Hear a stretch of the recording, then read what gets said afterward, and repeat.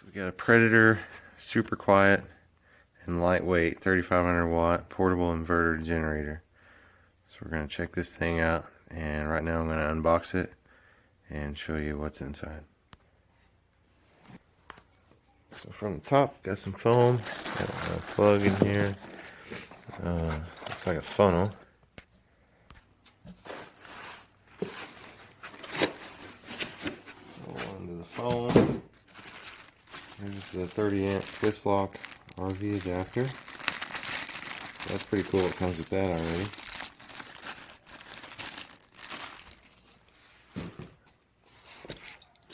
And it sounds like some tools.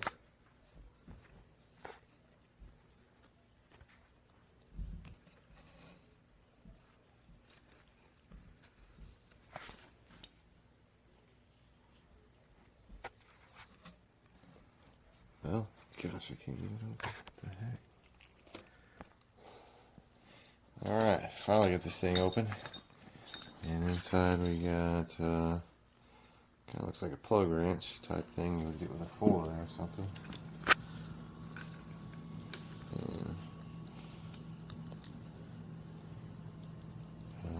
Not really sure what this is for yet. But it has an AC electric plug on this side. I guess maybe a battery charger or something. I don't know. We'll figure it out in a minute. And I thought I heard something fall, but and I'm sure this is for to make the handle with the wrench. And I did drop that Phillips screwdriver. And you also get a funnel. It's different. Not sure if this was part of it, but maybe it goes on the clamps and maybe it fell off. I don't know. But this was also stuffed in here. One, two. Yeah, it just fell off.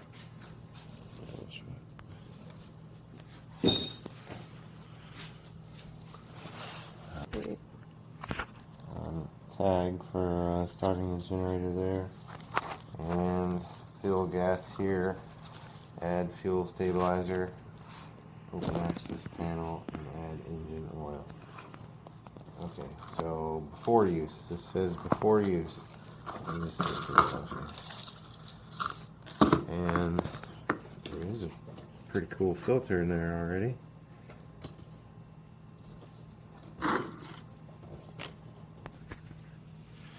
So it's already got a filter inside there, and it says it has an 11-hour run time on 20% capacity.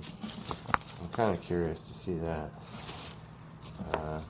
Then you got this sticker up here, check oil every 8 hours, clean air filter regularly, add fuel stabilizer when adding fuel, run 15 to 20 minutes every 3 months, or voids warranty.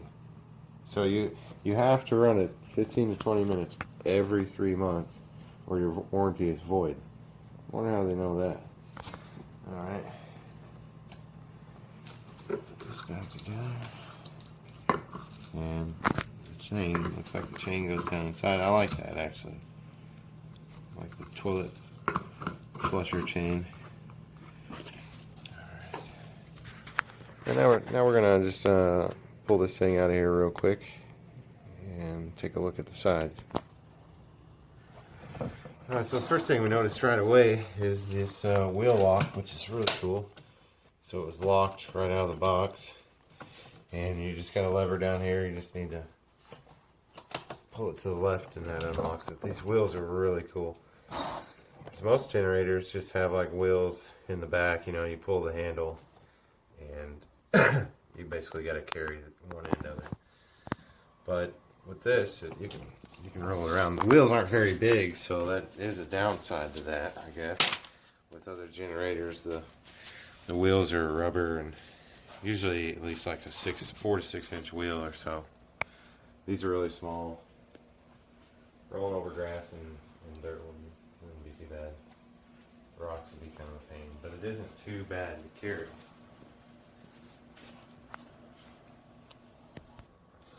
So right here is the oil fill. It unscrews, and Yeah, now I see why they sent the funnel, which is part of the super quiet. This is completely enclosed from what I can see so far, and the exhaust, will show that in a second, is pointed out the back. So the motor and everything is sitting inside the case. I'd really like to take this open and see a little more. Looks like a couple screws would get this open, and maybe we'll just check it out that way and just make sure everything's good before we actually run it.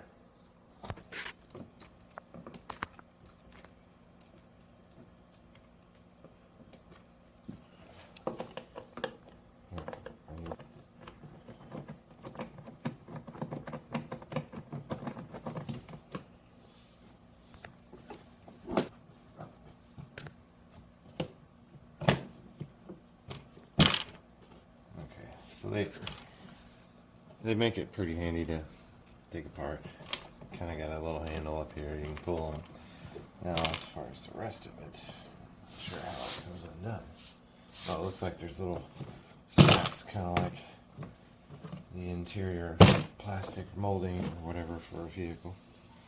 Snaps right back in the hole. That is really cool. But the inside of this thing is awesome.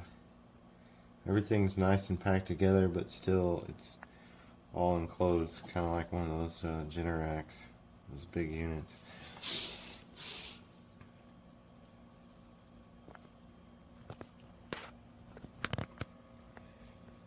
Even on the inside, the electronics there, looks like a circuit board there. Looks like really good size wire there. Not really sure what size, but good connections as far as what I can tell. You know, it's not just some cheap way of wiring it together.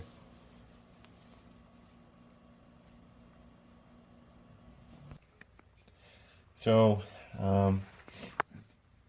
it says to use 10W30, but all we have is, well, we have some 10W40 and Pennzoil, but we have some 10W30 and some cheap gas station name brand Casey's. I don't know about that. I think I'd rather just go a little less oil and use this 10W40. So instead of filling it up, I'm going to go, there's some hatch marks on there, I'm going to go like 1 or 2 less than full. Maybe just 1. But down there is where you drain the oil. If you can see this bolt. And it looks like it drains down into a cup in the bottom here, and it seems to be like there's some kind of plugs down there as well. There's definitely a rubber plug that can be removed down there, and there's something poking up right here. I'm not sure what that is yet. Oh, it looks like, okay, so that just looks like a keeper type thing. So when you undo the plug, you don't lose the plug. So I can feel it underneath, it just loops around. So that's where you would change the oil at. And in this case, I'm just going to run this to check it out. And I wanted to know how to drain the oil so I can change, drain the oil and change to put the 10W30 in there that it actually needs. So for the video purposes, and this is all we got, we're going to do that. Alright, so change my mind. We're just going to go ahead and use this 10W30 from the Casey's gas station. So set that there, and it's really cool. They send you this little courtesy funnel.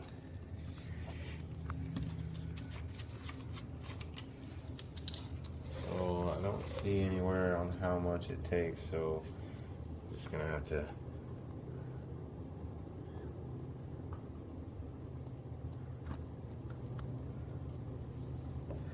I'm really good at overfilling, so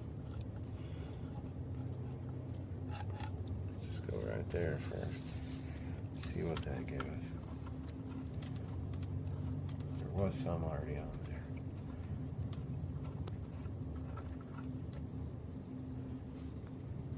Alright, well, I can see some. Gives me an idea about how much we're going to be putting in here.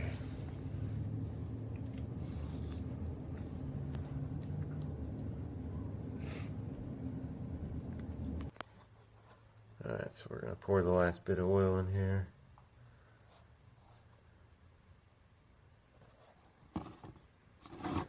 And I'm not really sure how much we used. because this was already open. I didn't even look.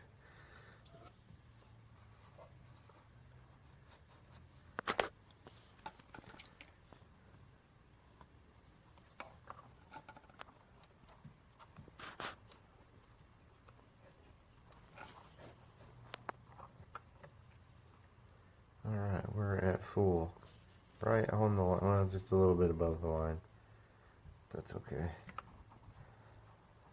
Might be some kind of filter that needs to fill up. Who knows? Alright, looks like it runs down in that oil runs down in that trap nicely. Very well done. So far I'm very impressed with this thing. We was at a race and we seen the Cobra team walk behind their rig they had, and I walked by and noticed that they had one of these generators there, and I'd seen them at Harbor Freight before. Thought they was interesting. It says they're only 57 decibels. I think that's what it says. Yeah, 57 decibels. I mean, that's pretty quiet. And we walked by it, and you couldn't even hardly hear the thing running. And I had to take a double take to make sure it was one of the Predators. You can't hear them running at the store, so it just kind of leaves you wondering how loud is 57 decibels really. We're gonna find out. There's no better time than right now than to test it because it's dark out and it's quiet. Okay, so after getting the oil filled in, the next thing you need to do is connect the battery side here.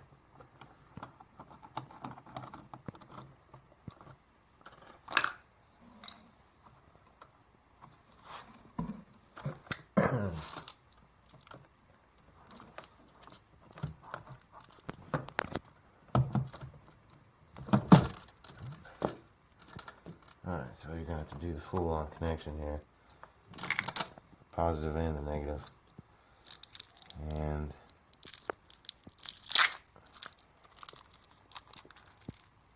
Phillips will work.